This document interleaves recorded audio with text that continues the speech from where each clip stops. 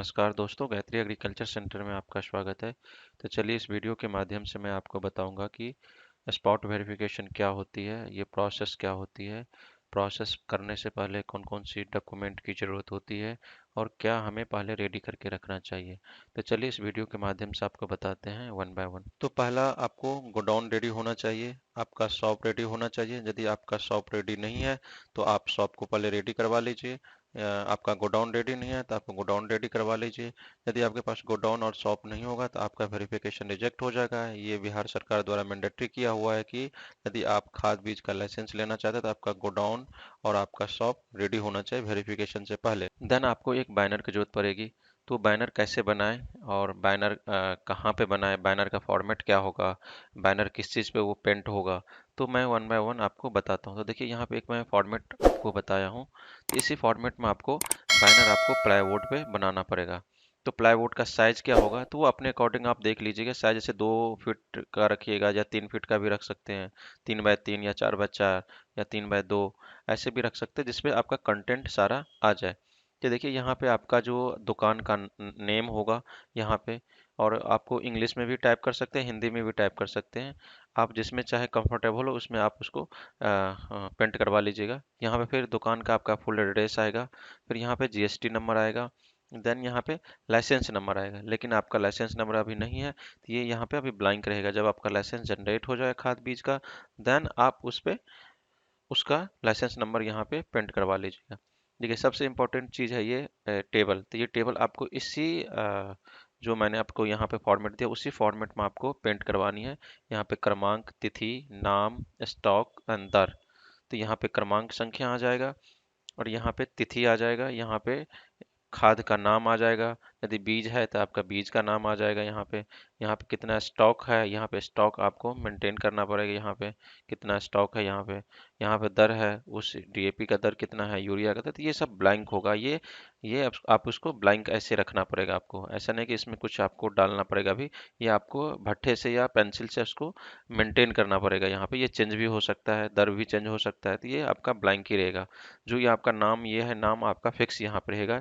DAP, urea, MOP, zinc, यदि और आपके और भी आप खाद या बीज आप जो बेचना चाहते हैं तो यहाँ पे आप वो मेंशन कर सकते हैं, या खाली जगह और भी छोड़ सकते हैं। फ्यूचर में कुछ और ऐड करना चाहते हैं हम उसमें, तो आप 2-3 कॉलम ऐसे बना लीजिएगा जो ब्लैंक हो। बाद में आप उसको पेंसिल से या भट्ठे से चौक से उसको ऐड कर सकते हैं।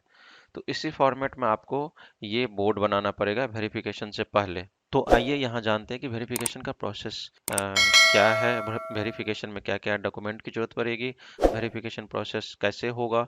तो मैं यहाँ देखिए ग्राफिक्स के थ्रू आपको बताना चाहता हूँ। यहाँ पे तो जब आपने एप्लीकेशन सबमिट किया होगा तो वो एप्लीकेशन जिला अधिकारी के पास जाता है, कृषि जिला अधिकारी के पास। वो फिर आपको डॉक्यूमेंट को वेरीफाई करता है। जब आपका डॉक्यूमेंट सब सही होता है तो स्पॉट वेरिफिकेशन के लिए ब्लॉक में भेज दिया जाता है। तो बीएओ, ब्लॉक एग्रीकल्चर ऑफिसर, उसको वेरीफाई करता है, आपके दुकान का गोडाउन का वेरीफाई करता है। तो आपको जो बीएओ है आपको फ़ोन करेगा, ब्लॉक एग्रीकल्चर ऑफिसर फ़ोन करेगा कि आपका एक खाद बीज का लाइसेंस के लिए आपका वेरिफिकेशन आया हुआ है, तो वेरिफिकेशन हम करवाएं। तो आप जिस टाइम पे आप अवेलेबल रहेंगे तो उस टाइम का आप डेट दे दीजिएगा। वो डेट पे फिर ब्लॉक एग्रीकल्चर ऑफिसर आपके पास आएगा। तो आपको सारा डॉक्यूमेंटेशन आपको दिखानी पड़ेगी। तो डॉक्यूमेंटेशन क्या क्या आपको लगेगा तो यहाँ पे मैंने मेंशन कर दिया है।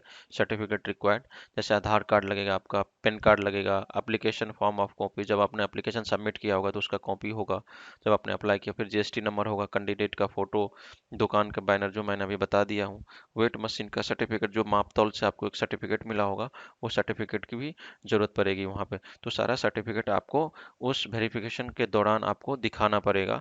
और जो बैनर बैनर के साथ कैंडिडेट का एक फ़ोटो खींचेगा ब्लॉक एग्रीकल्चर ऑफिसर, वो अपलोड करता है कि हाँ सही में वो शॉप यहाँ पर रेडी है, गोडाउन रेडी है। गोडाउन का भी पिक्चर लेगा, आपका शॉप का भी पिक्चर लेगा कैंडिडेट के साथ। देन आपका जितना भी डॉक्यूमेंटेशन है वो सब डॉक्यूमेंटेशन को वहीं बैठ के वेरीफाई करेगा। एंड देन वेरीफाई करने के बाद वो 2 या 3 दिन के बाद वो प्रोसेस को आगे बढ़ा देता है। यदि आपका गोडाउन सही है, आपका बैनर सही है, आपका शॉप सही है, आपका सारा डॉक्यूमेंटेशन सही है, देन उसके बाद वो वेरीफाई करके ओके करके वो फिर जिला अधिकारी के पास वो सबमिट कर देता है। फिर जिला अधिकारी जो ये रिव्यू करता है, जो प्रोसेस ब्लॉक एग्रीकल्चर ऑफिसर ने किया है उसको पूरा रिव्यू करता है। फिर रिव्यू करके उसको लाइसेंस जनरेट होने के लिए उसको आगे फॉरवर्ड कर देता है। फिर इसके बाद आपका 7 से 10 दिन के बाद आपका लाइसेंस जनरेट होके आपको आ जाता है। और साथ साथ आप लाइसेंस का स्टेटस भी चेक कर सकते हैं। जैसे मैंने पिछला वीडियो बता दिया था कि लाइसेंस जब आप सबमिट कर देते हैं तो उसका कौन सा प्रोसेस में अभी है, तो उसका स्टेटस भी चेक कर सकते हैं आप कि मेरा जो लाइसेंस का स्टेटस है वो बीओ ने कहाँ फॉरवर्ड किया है, वो कौन से प्रोसेस में है, अभी जिलाधिकारी के पास गया है कि नहीं। तो वहाँ स्टेटस आप एप्लीकेशन आईडी से आप चेक कर सकते हैं। तो वही सब प्रोसेस होता है। उस प्रोसेस के बाद आपका लाइसेंस जनरेट कर दिया जाता है। यदि ये इन्फॉर्मेशन आपको अच्छी लगी होगी तो मेरे चैनल को जरूर सब्सक्राइब करिएगा, लाइक करिएगा, कमेंट करिएगा। मिलते हैं नेक्स्ट वीडियो में, तब तक के लिए धन्यवाद।